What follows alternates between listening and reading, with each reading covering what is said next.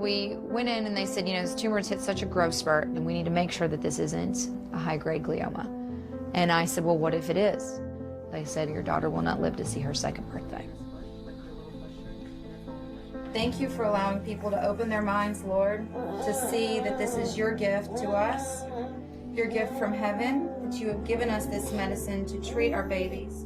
When we found out about Sophie's brain tumor, I had no idea this would be the gift from God to her. Amen. When your kid's got cancer, the rule book goes out the window, really. You need to get them well, and you need to do everything that you can to make them well, and I wouldn't feel right if I didn't explore everything that there was. They found over 20 tumors in his chest. At that time, Dr. Storch told us, now is the time to do alternative medicine. People have been using cannabis as a medicine for 5,000 years. THC has always been kind of the star of the show because it's the most psychoactive. But then research started showing that there were a lot of other cannabinoids in the plant that had as many, if not more, therapeutic effects. For me, one of the most exciting areas is cannabis an anti-cancer agent? The number of different ways that cannabis and cannabinoids in the test tube seem to suppress cancer is quite impressive. But in oncology, we often say the plural of anecdote is not evidence. Cancer cells plus cannabis together in a petri dish. We know what happens there. There's a lot of studies that show that. Right. We do not have human studies, and certainly we don't have studies in pediatrics. Perfect. Look at that. If we want to use marijuana as a medicine, we need to make it a medicine. We haven't done that yet. My friend dying from pancreatic cancer can't wait for studies. Yeah. My child can't That's the problem. The controversy about it kind of makes me mad because it's at the cost of our children. You know, it's at the cost of our loved ones. And a lot of people don't want to try this because of the reputation. One can argue that there's a human right to have the government provide you with the medicine. But at the very least, there has to be a consensus that the government should never deprive you of access to a medicine which can be helpful. Why, as a society, are we denying people the use of something that I have seen firsthand over and over and over again be helpful?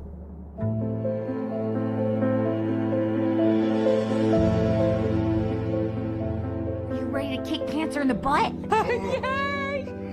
Oh, I'm so excited.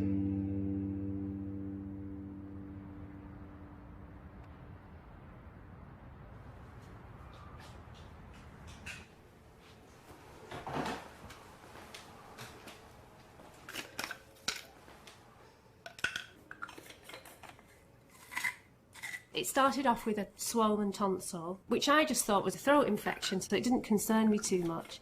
So then the lump didn't go away with the antibiotics, so he got admitted, and that's when they thought he had 10 days before it blocked his airways, and 8 days later he got the diagnosis. I was really surprised when the doctor came in and handed me this treatment plan, and I just thought, that's really odd that it's already been designed. And then I realised that it was one size fits all for that particular diagnosis, that type of cancer. Then I was quite worried when he said, oh, this was devised in the 70s. And I said, what, it's not been changed since the 70s? And he said, oh, well, yeah, slightly, you know, but fundamentally, because kids' cancer is quite rare, not much research gets done, which I find quite worrying, because you'd hope that with medical advances, things would have changed slightly.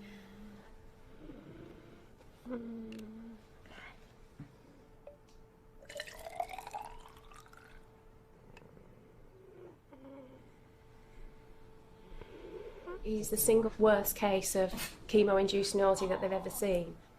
Literally, we've tried everything that they have on their list of options. We've tried everything. And then there was the marijuana. And marijuana's the only thing that's really... I mean, it doesn't work all the time, but when it works, it really, really works.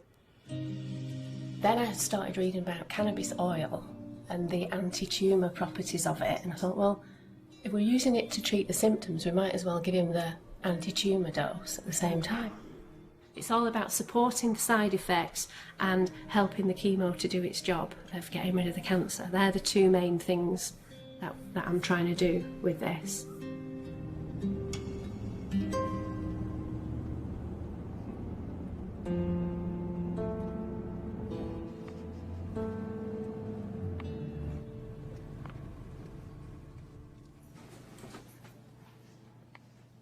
we first came here, I was kind of clueless. I had no idea what pediatric oncology meant, so that was terrifying. You know, even though I've done this like more than 100 times, I still get a little afraid of the needle. Hello.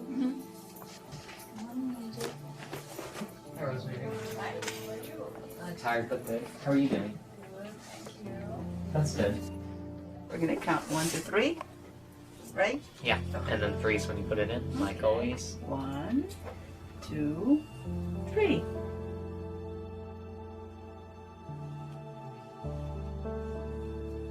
AJ's 17 years old now. We first found out that he had cancer. He was 13. He was 13 years old. We found out that it was osteosarcoma cancer, bone cancer.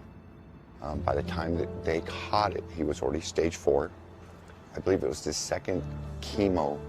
His lungs collapsed because the cancer had spread to his lungs, also being stage 4. That trip was like 6-8 weeks solid in the hospital, that she lived in the hospital with him.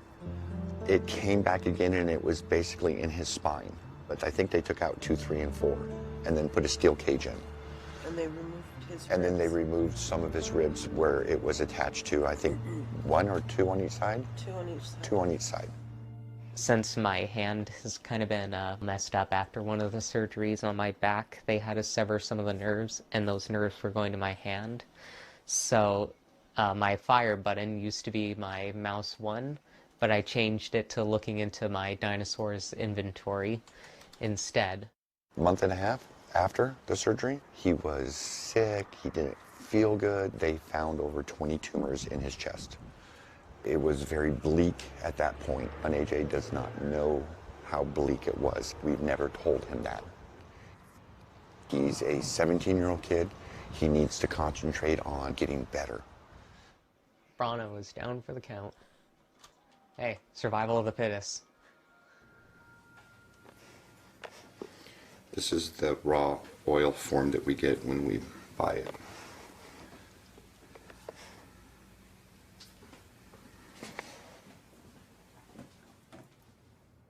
When we started using it, we had to get a permit, and then we could start actually getting it from the dealer, I guess is the right term, distributor. I'm not sure what the correct term is to not make it look bad or sound bad. Sheila and AJ get out and go upstairs, and I'm driving the truck in Beverly Hills, circling the parking lot, trying to find a place to park. I can't even find a place to park. She gets in her truck, AJ gets in her truck, and she's got this little teeny bag, and I'm like, okay, so what was it? And she's crying, and she's like, I wish you could have been there because of all these questions. And I'm like, okay, so I'm curious, what is this stuff? What is it? What is it, and how much did we spend? Yeah. And so she pulls out these 2 little syringes that are like 10 grams or 10 milliliters, like supposedly all the same or something like that. And there's 2 of them. And she goes, this was $1,010 for those 2. And I'm like, it's our son, what do you do? Hi, Tracy. Hi, so nice to meet you. So nice to meet you. Thank you so much for coming all this way. Oh, honey, it's I know my you've had such pleasure. This is Sophie. Hi, Sophie. You just got her up from her nap. Yeah, she's still waking up. She is. Yeah, she's always been that quite way. the special Really? little baby. Neither one of us could imagine putting our tiny little baby through chemo. And the day that we decided to not do chemo was the day that I felt like I could breathe again, and I'm sure he would say the same. Yeah. It's just so counterintuitive Ugh. to do it. We got the scans, said it was optic pathway glioma. Here's the core of the mass sitting right there on the optic cross. These are excellent pictures. Here. Oh, and this is only one of them. And then here. This one is of her spine. Her spine's totally clear, so it's not metastasized or spread in any way. And then this Is that the most natural, normal place for it to go? Yes. Right. None of that. Okay. Let me just mention this. I don't have medical training. I don't claim to have medical training. I just have something that I feel is more important, and that's experience. We're going to have to experiment. There might be times when, as we're figuring out what her dose is, we might go, oh, okay, that's too much. It can't hurt her. If it is too much, all it's going to take is the hours of it getting out of her system. And that's what we love so much about this is that she's not going to be suffering. She's not going to be in pain. We don't have to watch her deteriorate. She's perfect health-wise. Yeah. She's had one cold in 9 months, and that's because Daddy Except for gave it that to her. damn cancer. Except for that huge mass in her brain. Yeah. That's the only thing. Yeah. So literally 1,000 stars had to align for us to finally change our mind on cannabis. That was the only thing that we just completely dismissed and refused to research because we just thought it was so ridiculous. We looked at everything else but that. And it was all from Facebook. One of those mommies said, look, there's a lot of legitimate science going on around it. So we started really looking at this positive research on cannabis. And I said, honey, this could be it. So how do we... This was the first time. I'll just go ahead and do it, okay? Okay, sure. Now, I'm giving her a tiny, tiny amount this first time, okay? Okay. Since she's never been exposed to this. And then you draw back on this so it doesn't keep pouring out. Okay. Okay? Here, let me mama. Oh, here we go.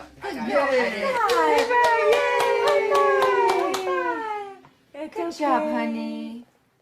Will she feel any of the THC, or is that CBD going to count until she? Everybody's different. Yeah. If she has her breakfast at 10:30, then you're not going to be giving her this until probably 11:30 or Right. so, and then we don't have time to get 3 doses in.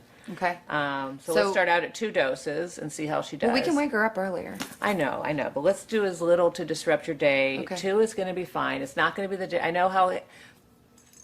I've come to learn over the years that we're not that powerful. We can do the best we can. We can, whatever. But whatever's going to happen is going to happen. Mm-hmm. We're just not that powerful. We just want to do what's best. I know, and I understand that. And you're a wonderful, wonderful mother, and you're doing an amazing job. Thank you. So for now, let's just start with 2 a day. Okay. Well, we're awfully happy to be able to help and be part of we're her happy journey. to have you. We really, truly are. We cannot tell you how much this means to us. Okay. Oh, yes. Let's put her to sleep. You want to go wake up? You want to go night-night, Mobile? Go night-night. You want to go night-night? Let's mommy get you some milk ready. Sophie, Actually, we're going to get you better. it's a little bit past my head. You're going to live a long life.